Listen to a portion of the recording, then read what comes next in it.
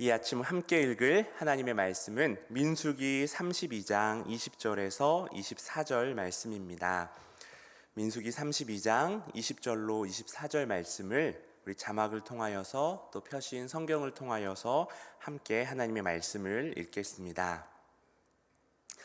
모세가 그들에게 이르되 너희가 만일 이 일을 행하여 무장하고 여호와 앞에서 가서 싸우되 너희가 다 무장하고 여호와 앞에서 요단을 건너가서 여호와께서 그의 원수를 자기 앞에서 쫓아내시고 그 땅이 여호와 앞에 복종하게 하시기까지 싸우면 여호와 앞에서나 이스라엘 앞에서나 무죄하여 돌아오겠고 이 땅은 여호와 앞에서 너희의 소유가 되리라마는 너희가 만일 그같이 아니하면 여호와께 범죄함이니 너희 죄가 반드시 너희를 찾아낼 줄 알라.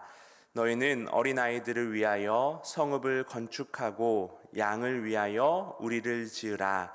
그리하고 너희의 입이 말한 대로 행하라. 아멘. 마태복음이 3개월간 이어졌다가 다시 어저께부터 민수기 11장으로 우리 매일 성경 본문이 돌아왔습니다. 그리고 저번 주 금요일 날 우리 고난주간 특별 집회 교회는 그의 몸이니 마지막 시간에 이광현 목사님께서 선포해 주신 말씀이 바로 오늘 우리가 같이 나누고 있는 이 요단 동편, 그 갓 지파와 루벤 지파가 요단 동편 땅을 요구했던 그 일을 또 여호수아에서 언급하면서 그 말씀을 해주셨는데요. 약속의 땅을 앞에 두고 이제 눈앞에 두고 이스라엘 공동체에 한 번 위기가 또 한 번 찾아왔던 이야기입니다. 바로 루벤 지파 또 갓 지파가 갑자기 요단 동편의 땅을 요구한 것입니다. 비옥하고 또한 그들에게 있었던 많은 가축들을 기르기에 적당해 보이던 그 땅에 그들은 머물기를 원했습니다.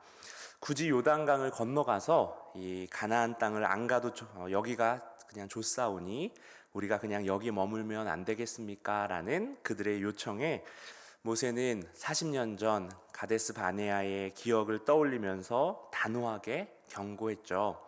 하나님의 약속보다 자신들의 필요와 또한 욕심을 앞세우는 그들의 모습이 이 40년 전 출애굽 1세대의 그런 악행을 닮아 있었기 때문입니다.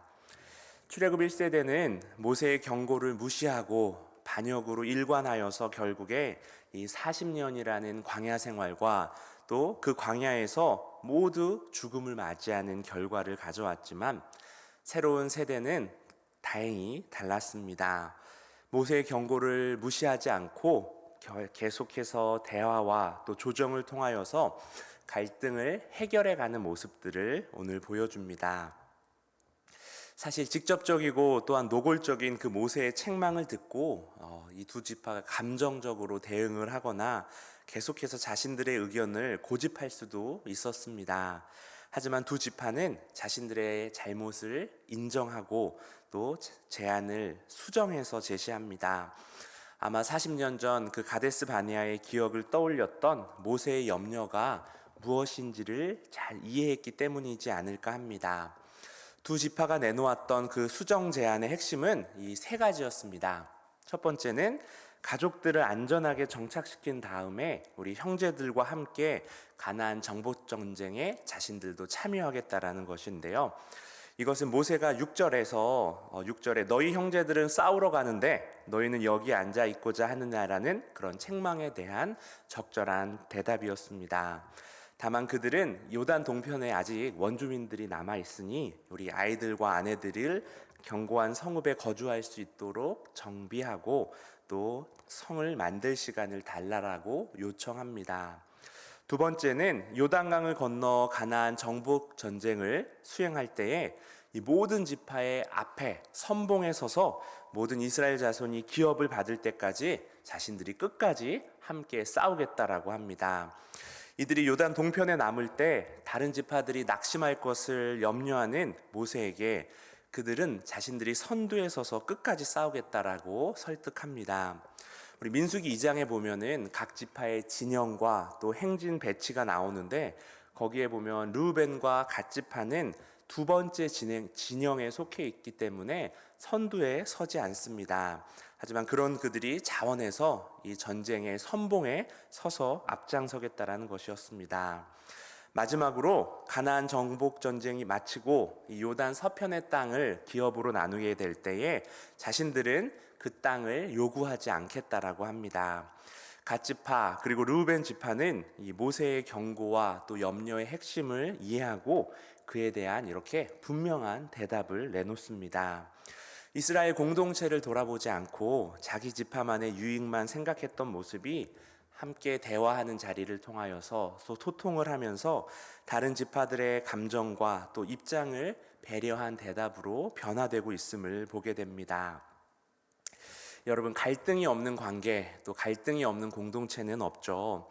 가장 가깝다고 하는 부부 사이에서도 또한 가장 작은 공동체인 가정에서도 갈등은 존재하고 우리를 아프게 합니다. 오늘 말씀은 그 갈등을 해결하는 대화에 대한 좋은 모범이 되어줍니다. 르우벤과 갓 지파는 이 모세의 말을 경청했고 그 핵심을 놓치지 않았습니다. 감정적으로 대응하지 않고 하나님이 부르신 공동체를 생각하며 신앙적으로 반응합니다. 모세의 염려에 대하여서 또 모든 지파들의 염려에 대하여서 조목조목 대안을 제시함으로써 모세를 안심시켰고 다른 지파들이 납득할 만한 약속을 함으로써 이스라엘 공동체에 미칠 부정적인 영향들을 제거해 갑니다. 여러분, 갈등이 없을 수 없다면은 그 갈등을 어떻게 풀어내느냐, 또 우리에게 그 갈등을 해결할 의지가 있느냐가 중요하겠죠. 오늘 모세와 이 두 지파의 대화를 통하여서 우리도 그 실마리를 얻기를 원합니다. 모세는 두 지파의 수정 제안을 듣고 조건부로 대답을 해줍니다. 허락을 해줍니다. 그 조건이란 바로 이스라엘이 가나안 땅을 정복할 때까지 바로 갓과 루벤 지파가 참전하여서 끝까지 싸워야 된다라는 것이었습니다. 그럴 경우에 그들이 요구한 이 요단 동편을 기업으로 얻을 것이고 여호와 앞에서 무죄하겠지만 그렇지 않다라면은 여호와께 죄를 범하게 될 거라고 말합니다. 그 이야기를 전해주는 우리 20절에서 22절까지 우리가 함께 읽은 말씀 단 3절 속에 모세는 여호와 앞에서라는 표현을 무려 5번이나 사용을 합니다. 여호와 앞에서, 여호와 앞에서, 여호와 앞에서. 그 이유는 바로 이것이 사람과 사람 사이에 맺는 약속이 아니라는 것을 강조하기 위함이겠죠. 그리고 그들의 모든 행동을 우리 여호와께서 하나님께서 지켜보신다라는 것을 잊지 말라는 뜻입니다.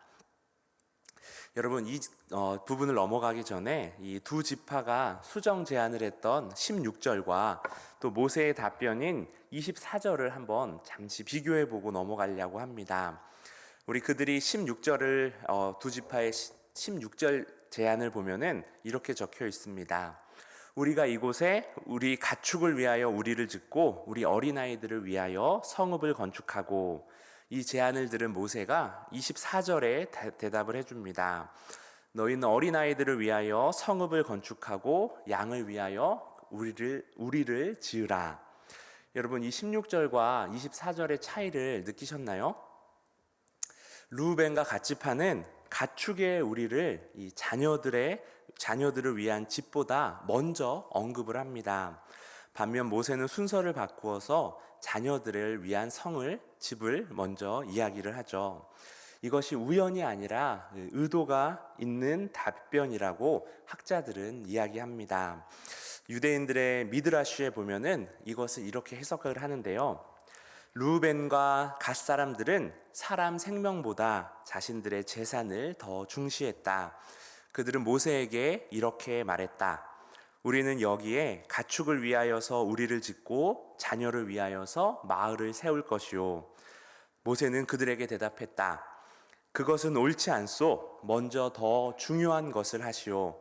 자녀를 위하여서 마을을 세우고 그 다음에 양을 위하여서 우리를 지으시오. 여러분, 다행스럽게도 대화와 또한 소통을 통하여서 갈등을 풀어가고 있지만 이 원래 르우벤과 갓 지파가 이 요단 동편을 요구한 그 배후에는 그들의 탐욕이 역시나 자리하고 있었다라는 것을 그들의 언어 사용을 통하여서 우리는 유추해 볼 수 있습니다. 감사하게도 모세와 나눈 믿음의 대화를 통하여서 그들이 지향하고 있는 그런 욕망과 욕심의 부분들이 옮겨지고 있습니다.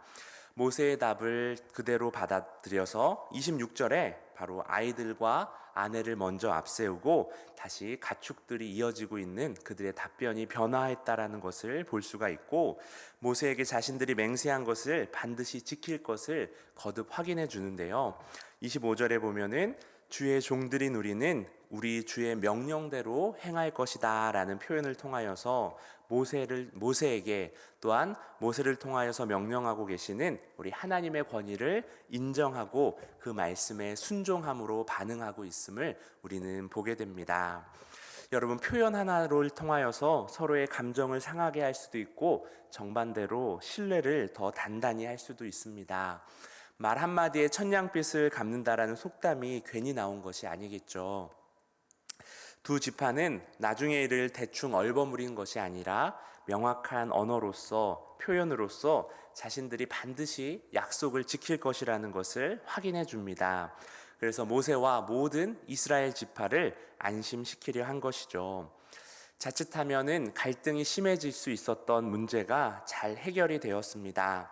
적당히 문제를 봉합하고 내버려 두려고 했었던 모습이 아니라 모세의 강력한 결단과 또 담대함을 통하여서 또 모세의 도전과 경고의 핵심을 이해하고 지혜롭게 대처하면서 자신들의 욕심을 내려놓은 갓지파와 또 르우벤 자손의 지도자들이 함께 빚어냈던 결과였죠. 40년 전 가데스 바네아에서는 그들이 실패했지만 가나안 입성을 앞둔 40년이 지난 이 모압 평지에서는 자기 지파만이 아니라 이 공동체 전체에 미칠 영향까지 생각하면서 이루어낸 성숙한 바로 귀한 결론을 이끌어내었습니다. 성도 여러분, 우리 하나님의 뜻을 헤아리면서 우리가 지혜롭게 반응할 때 우리에게 닥쳐온 위기를 우리는 기회로 바꿀 수 있습니다.